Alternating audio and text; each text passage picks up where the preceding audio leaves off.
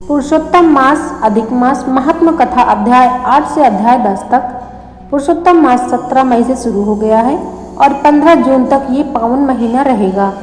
क्या आप जानते हैं कि इसे अधिक मास के अलावा मलमास के नाम से भी जाना जाता है?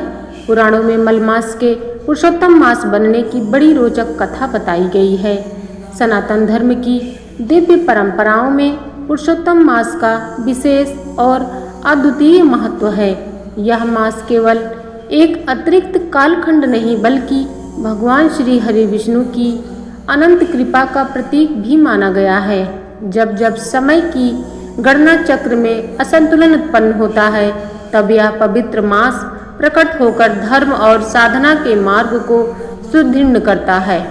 आज हम पुरुषोत्तम मास के अध्याय 8 से अध्याय 10 तक की कथा का महत्व जानेंगे। तो आइए इसके आगे की पावन कथा का श्रवण करते हैं। पुरुषोत्तम मास महात्म कथा अध्याय 8। नैमिषारण्य में बैठे सूत जी से ऋषियों ने प्रश्न किया कि जब भगवान विष्णु अधिक मास को लेकर बैकुंठ लौट गए तब आगे क्या हुआ? इस प्रश्न पर सूत जी ने पुरुषोत्तम मास महात्म्य के 8वें अध्याय की कथा सुनाई। सूत जी बोले, हे मुनियों, यही प्रश्न श्री नारद जी ने भी भगवान नारायण से किया था। तब भगवान नारायण ने उत्तर दिया, हे नारद, विष्णु जी अधिक मास को अपने साथ बैकुंठ ले गए और वहां उसे अपने समीप स्थान दिया। अब वह अधिक मास जो पहले अपमानित था 12वें महीने में श्रेष्ठ बन गया और पुरुषोत्तम मास के नाम से प्रतिष्ठित होकर सम्मानित होने लगा। इसके बाद भगवान श्री कृष्ण ने पांडवों की ओर देखकर उनसे कहा, हे युधिष्ठिर, ऐसा प्रतीत होता है कि वनवास के समय आप लोगों ने पुरुषोत्तम मास का आदर नहीं किया। इसी कारण आप इतने दुखों को भोग रहे हैं। भय, शोक और विपत्तियों में फंसे रहने के कारण आपने इस पवित्र मास का महत्व नहीं समझा। भगवान ने आगे समझाया, मनुष्य को अपने भाग्य पर विश्वास रखना चाहिए क्योंकि सुख दुख लाभ हानि सब उसी के अनुसार प्राप्त होता है। परंतु एक और कारण भी है जिसके कारण तुम्हें यह कष्ट सहना पड़ रहा है। अब मैं वह पुरातन कथा सुनाता हूँ, ध्यान से सुनिए। इसके बाद भगवान श्री कृष्ण द्रौपदी के पूर्व जन्म की कथा सुनाते हैं। उन्होंने कहा, पूर्व जन्म में द्रौपदी एक महात्मा मेधावी ऋषि की अत्यंत सुंदर और गुणवान पुत्री थी। वह रूप, विद्या और नीति में निपुण थी और अपने पिता की अत्यंत प्रिय थी, किंतु उसके मन में एक ही चिंता थी, उसे योग्य पति और संतान सुख कैसे प्राप्त होगा। समय बीतता गया परंतु उसका विवाह नहीं हो सका। वह अपनी सखियों को पति और परिवार का सुख भोगते देख स्वयं भी उस सुख की कामना करने लगी। वह चिंतित रहने लगी कि कौन सा उपाय, कौन सी उपासना या कौन सा पुण्य कार्य उसे यह सुख दिला सकता है। उधर उसके पिता मेधावी ऋषि भी उसके योग्य वर की खोज में देश देशांतर भटकते रहे परंतु उन्हें कोई योग्य वर नहीं मिला। इस कारण वे अत्यंत चिंतित और निराश हो गए। इसी चिंता और भाग्य के प्रबल प्रभाव से वे गंभीर रोग से ग्रस्त हो गए और अंततः उनका देहांत हो गया। मृत्यु के समय उन्होंने भगवान श्री कृष्ण का स्मरण किया, जिससे भगवान के दूत उन्हें अपने साथ दिव्य लोक में ले गए। अपने पिता की मृत्यु देखकर वह कन्या अत्यंत दुखी हो गई। वह विलाप करने लगी, हे पिताजी, अब मैं अनाथ हो गई हूँ। मेरी रक्षा कौन करेगा? मेरा पालन पोषण कौन करेगा? वह अपने पिता के शरीर को गोद में लेकर रोती रही। उसका करुण विलाप सुनकर आसपास के मुनि वहां आए और उन्होंने विधि पूर्वक मेधावी ऋषि का अंतिम संस्कार किया। फिर वह कन्या को समझाकर अपने अपने आश्रम लौट गए। अब वह कन्या अकेली दुख से व्याकुल होकर उसी वन में रहने लगी। पिता के वियोग का दुख उसे भीतर ही भीतर जलाता रहा।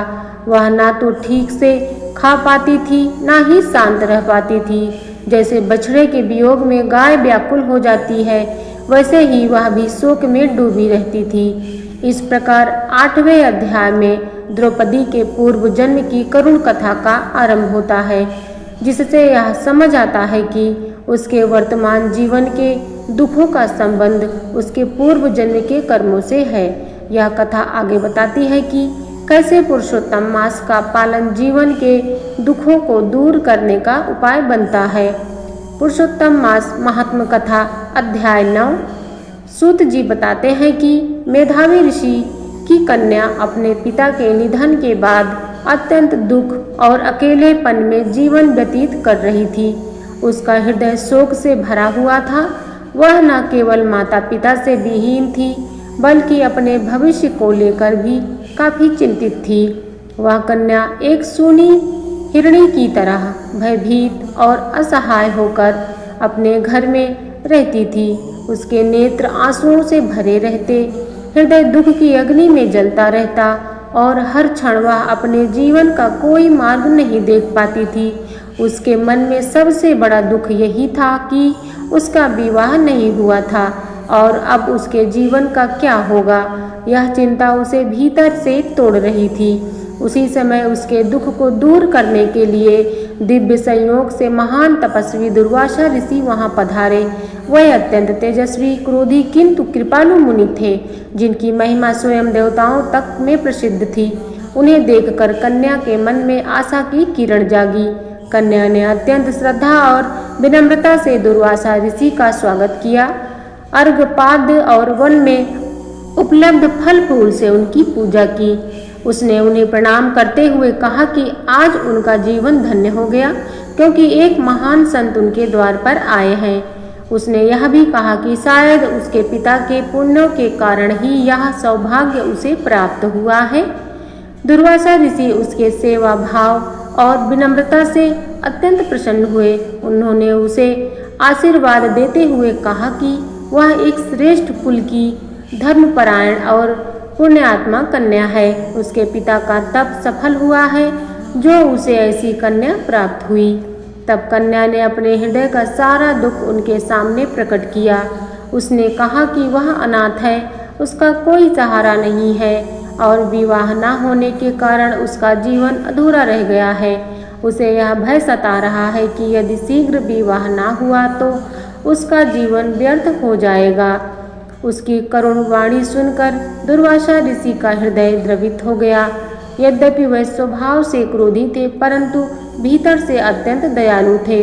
उन्होंने कन्या के दुख को समझा और उसके कल्याण के लिए उपाय सोचने लगे। अंततः उन्होंने उसे एक ऐसा दिव्य और सारभूत उपाय बताने का निश्चय किया, जिससे उसके जीवन का दुख दूर हो सके और उसका भविष्य उज्जवल बन सके। पुरुषोत्तम मास महात्म कथा अध्याय 10। आगे की कथा जाने। जब उस दुखी कन्या ने महर्षि दुर्वासा ऋषि के सामने अपना दुख प्रकट किया, तब दयालु मुनि ने उसके कल्याण के लिए एक अत्यंत गुप्त और महान उपाय बताया। उन्होंने कहा कि शीघ्र ही आने वाला पुरुषोत्तम मास सभी मासों में श्रेष्ठ है और इसमें किया गया स्नान, दान, जप और भगवान की पूजा असंख्य गुना फल देने वाली होती है। उन्होंने समझाया कि इस पवित्र मास में केवल एक बार तीर्थ स्नान करने से भी उतना ही पुण्य प्राप्त होता है, जितना हजारों वर्षों तक तप और गंगा स्नान करने से मिलता है।